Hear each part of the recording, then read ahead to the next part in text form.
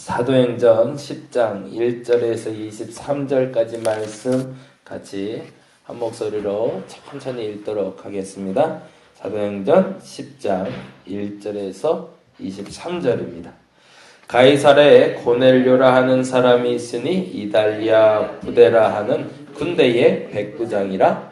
그가 경건하여 온 집안과 더불어 하나님을 경외하며 많이 구제하고 하나님께 항상 기도하더니 하루는 제9시쯤 되어 환상 중에 밝히 보매 하나님의 사자가 들어와 이르되 고넬료야 하니 고넬료가 주목하여 보고 두려워 이르되 주여 무슨 일이니까? 천사가 이르되 내 기도와 구제가 하나님 앞에 상달되어 기억하신 바 되었으니 내가 지금 사람들을 요빠에 보내어 베드로라 하는 시몬을 청하라.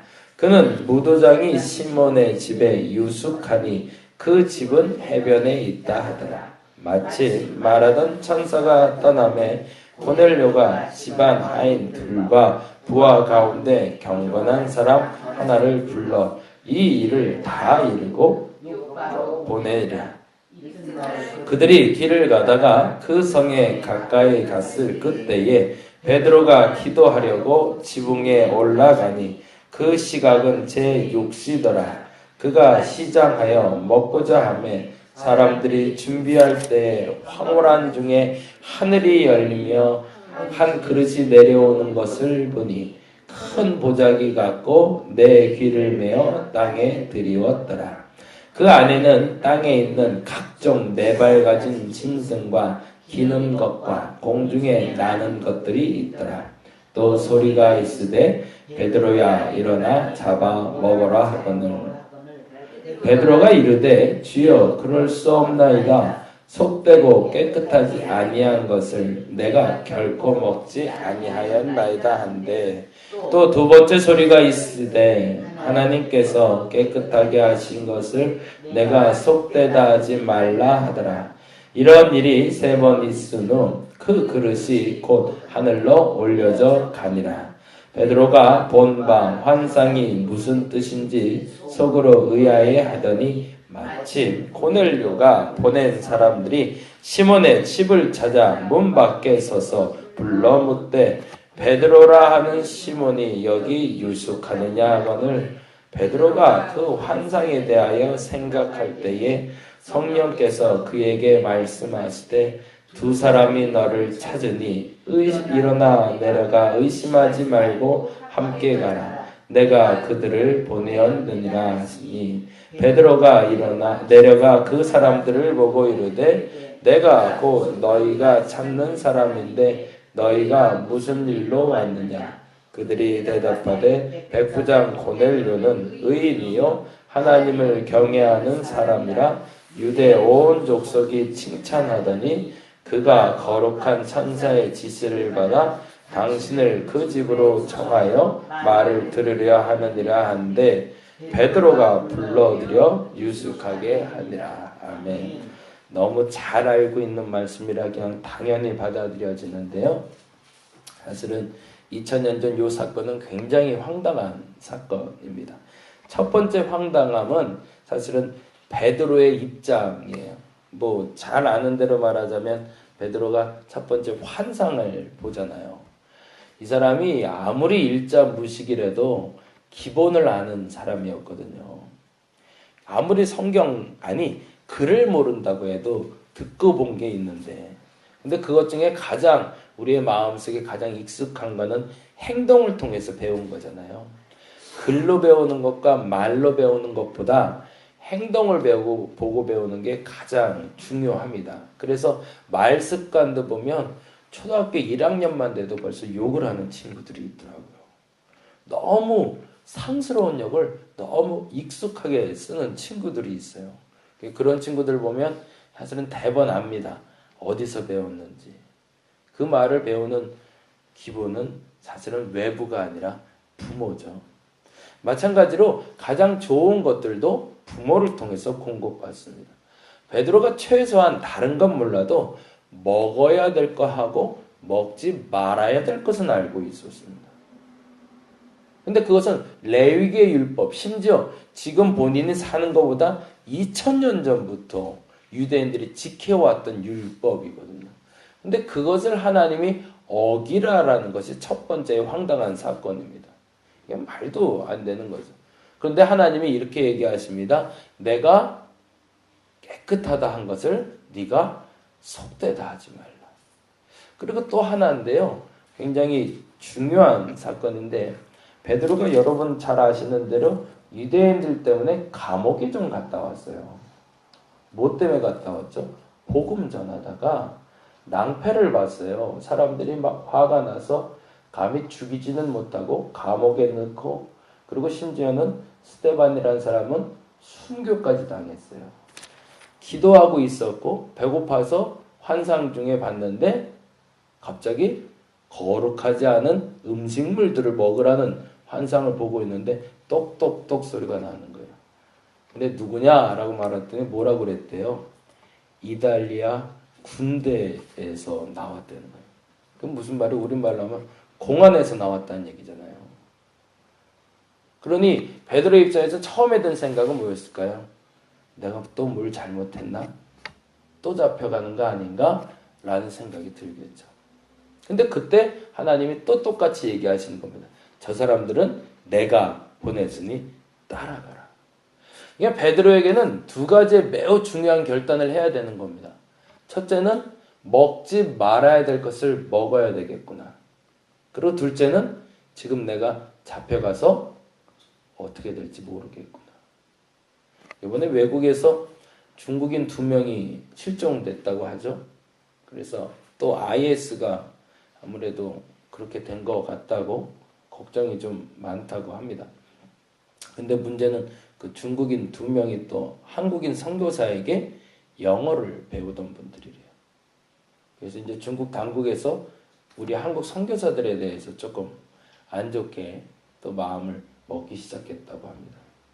그래서 앞으로 또 어떻게 될지 모르겠는데, 그리고 얼마 전엔 또 유치원 차가 전복돼 불타는 사건이 있었죠. 근데 대다수가 다 한 교회 분들이에요. 이번에 제가 그 공부 배우러 가는 그곳에 중국인 선교사님 2분이 와 계신데 그 교회 사람들이라고 그러더라고요. 근데 사실은 그것도 지금 우리나라에는 이렇게 좀 잘 알려지지 않아서 그런데 중국 선지에서 선교사들한테 지금 굉장히 예민한 상황이 됐답니다. 얘네들은 우리하고는 개념이 다르대요. 우리는 그냥 이렇게 권면도 오고 뭐라 그러죠? 그 내용 증명 그런 거라도 보내서 이런 권고 조치하고 뭐 이렇게 딱지도 붙여주고 뭐 벌금도 내고 이렇게 하는데 그런 게 없대요. 선교사들한테는 무조건 한번 마음에 안 들면 그날 바로 출국이랍니다. 뭐 아무것도 못하고 동기 하나가 몽골에서 목회를 했어요. 얼마나 목회를 잘했나 몰라요. 정말 이름도 없이 빛도 없이 너무 열심히 그것도 현지인들을 데리고 그래서 너무 성실하게 해서 몽골에는 집이 이렇게 둥글게 생긴 천막 같은 집이 있잖아요. 그걸로 예쁘게 건물을 짓고 예배당도 만들고 거기서 또 성도들이 모여서 같이 예배를 드렸어요. 근데 어느 날 뭐가 잘못됐는지 공안에 또 걸렸어요. 그래갖고 출국 조치가 됐네요. 그래갖고 나오게 됐는데 나왔다 이제 다시 또 들어가야 되잖아요. 선교사는 어떻게든 어떤 방법을 통해서 다시 들어가려고. 그래서 이제 방법을 여러 가지를 통해서 다시 들어갔는데 그때 중국 공안에 몽골 공안에서 나와서 그러더래요. 너 지금 종교 활동하면 안 되는 거 알지? 들어오는 이유가. 근데 너 종교 활동하면은 당장 쫓겨나. 설교하거나 강단에 서거나 뭐 그 어떤 행동도 하지 말아야 돼라고 일침을 주더래요. 들어갈 때. 그 들어갔는데 그래서 설교도 못했대요. 그래서 평신도 설교도 세우기도 하고 사모님이 설교하기도 하고. 근데 하필이면 그때 새신자가 등록을 했는지 누가 생일이었는지. 그래갖고 목사님이 너무 좋으니까 제 친구 목사가 너무 기뻐서 강단에 나가서 축복성을 불러줬대요. 근데 그 자리에 있던 사람 하나가 그걸 고발을 한 거예요. 그래갖고 그날 바로 쫓겨났어요. 지금도 못 들어가고 있습니다. 무서운 동네더라고요.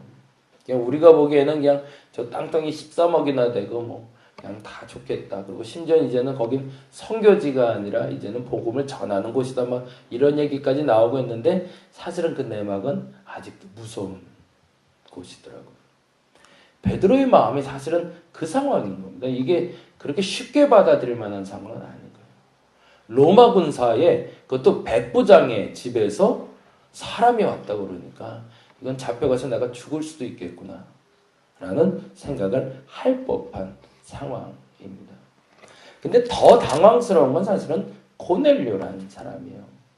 이 고넬료라는 사람에 대해서 오늘은 사실은 더 얘기하려고 그러는데요. 아예 결론적으로 말씀드리면 고넬료는 구원받은 사람인가요? 한번 보겠습니다. 10장 2절입니다. 같이 한번 읽어보겠습니다. 10장 2절. 그가 경건하여 온 지방과 더불어 하나님을 경외하며 백성을 많이 구제하고 하나님께 항상 기도하더니 라고 되어 있습니다. 경건한 사람이고요. 하나님을 경외했고요. 그리고 백성도 많이 구제하고요. 그리고 항상 기도하는 사람이랍니다. 그럼 구원받은 사람일까요? 아니라는 겁니다. 그에게 뭐가 없죠? 우리가 이 부분을 굉장히 간과하고 갔는데요. 복음을 전할 때마다 늘 하는 얘기입니다. 착하게 살면 구원받나요? 아니거든요. 성경의 주제가 되는 게 뭘까요? 대부분 사람들 그렇게 합니다. 성경의 주제가 뭐예요? 착하게 살라는 얘기지 뭐 다른 여느 종교에서 말하는 거하고 뭐가 달라? 그렇지 라고 말하면 우리는 안 된다는 겁니다. 그가 왜 하나님께 기도했을까? 그가 왜 경건하게 살았을까? 그는 착한 사람이기 때문에 그렇습니다. 이 부분에 대해서는 우리가 명확히 가야 됩니다. 그는 착한 사람입니다. 그래서 또 하나의 종교 생활을 하고 있었던 겁니다. 단순한 지식적인 동의를 하고 있는 거죠. 이 성경 말씀이라는 것도 좋은 얘기네. 이 주역도 좋은 얘기네. 이 불교 경전도 좋은 얘기네. 나 이렇게 살아봐야겠다. 그리고 열심을 내고 있었던 거예요. 근데 거기에 대해서 아주 재미나게 표현하고 있는 게 뭐냐면 3절인데요. 읽어봅니다. 하루는 제9시쯤 되어 환상 중에 밝히 봄에 하나님의 사자가 들어와 이르되 고넬료야 하니. 그런데 황당한 일이 벌어진 거예요. 그냥 나는 착한 그리고 종교생활하고 있는데 뭐가 나타났어요? 갑자기 천사가 나타나 버린 겁니다. 그러자 고넬료가 깜짝 놀라 하는 얘기가 바로 4절입니다. 읽어보겠습니다. 고넬료가 주목하여 보고 두려워 이르되 주여 무슨 일이니까? 라고 얘기합니다. 왜 왔어요? 라는 거죠. 왜? 라면서 당황하는 겁니다. 이게 뭐지? 난 그냥 기도만 했을 뿐인데 난 착하게 살고 싶었는데 왜 갑자기 나타났어요? 라는 얘기입니다.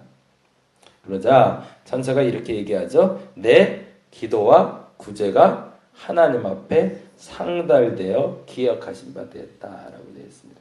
이것을 존 웨슬리 목사님이 말할 땐 선행은총이라고 부릅니다. 믿지 않는 자가 믿을 수 있도록 만들기 위해서 하나님이 먼저 은혜를 허락하신 것. 그게 사실은 착하게 사는 사람들은 하나님 보시기엔 예쁘겠죠. 이왕이면 악하게 사는 사람보다 착하게 사는 사람들이 예쁘겠죠. 근데 지금 고넬료에게 없는 게 뭘까요? 예수 그리스도에 대한 믿음의 고백이죠. 다 갖췄다라고 말하면 안 됩니다. 그냥 착한 겁니다. 그리고 하나님도 아는 겁니다. 이순신 장군 알고 박정희 대통령 아는 것처럼 하나님도 알고 예수님도 들어본 적은 있는 겁니다. 근데 뭐가 없어요? 믿음의 고백이 없는 상태죠. 그래서 이 순간에 주께서는 이 사람을 예쁘게 보시고 무슨 일을 선택하신 거죠? 베드로를 통해서 복음을 듣게 하시는 겁니다. 그리고 복음을 듣고 그가 성령의 세례를 받고 그리스도를 주로 영접하게 하는 일을 벌이시는 것이 바로 10장 1절부터 시작되는 이야기입니다. 저와 여러분이 이 부분이 명확해지시길 바랍니다.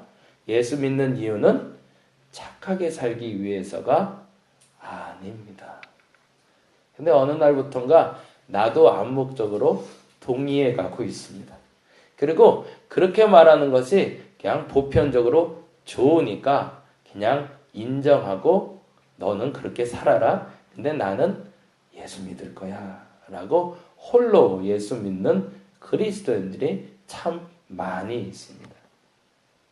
저와 여러분이 착하게 살기 위해 성경을 보는 것이 아닙니다. 교회를 나오는 이유는 구제도 많이 하고 기도도 많이 하고 경건하게 사는 게 목적이 아니라 예수 그리스도를 믿고 구원받기 위함임을 저와 여러분이 입으로 고백하고 입으로 선포할 수 있는 저와 여러분이 되기를 간절히 바랍니다. 기도하겠습니다. 착각에 빠져서 그것이 익숙해지면 당연한 것이 됩니다. 착각에 빠져 익숙해지면 당연한 것이 될 때 그것이 진리로 둔갑할 수 있습니다. 그런 어리석음이 없게 하여 주시옵소서. 우리가 예수 믿는 이유는, 우리가 교회에 다니는 이유는 착하게 살기 위해서가 아닙니다. 그것은 우리가 예수 믿은 다음에 일어나는 현상일 수는 있습니다. 그러나 그것이 목적이고 동기가 되어서는 안 됩니다. 예수 그리스도를 믿어 구원에 이르는 것, 그것이 우리의 가장 큰 목적이며 동기여야 합니다. 내게 그 구원의 확신과 믿음을 허락하여 주시옵소서. 나를 이뻐 보시고 내게 나타나셔서 내 기도와 내 구제와 내 행위가 하나님께 상달되었다라고 말씀하시며 나를 구원하신 주님, 그 주님 앞에 기도하기를 잃지 말게 하시고 고백하기를 잃지 말게 하시고 선포하기를 잃지 말게 하여 주시옵소서. 7월 8일과 9일 날은 둔산 제1교회 청년들이 와서 봉사 선교를 한다고 합니다. 주께서 그들의 마음을 먼저 하나로 모아주시고 하나님이 보시기에 기뻐할 일 하루하루가 되게 하여 주시옵소서. 오늘 이 시간 기도하는 저들의 입술을 열어주시고 저들의 마음을 열어주시고 저들의 필요를 공급하시며 저들이 예수 그리스도를 또다시 만나고 돌아가는 귀한 시간 되게 하여 주시옵소서. 감사합니다. 고마우신 예수님 이름으로 기도드렸습니다. 다 같이 기도하도록 하겠습니다.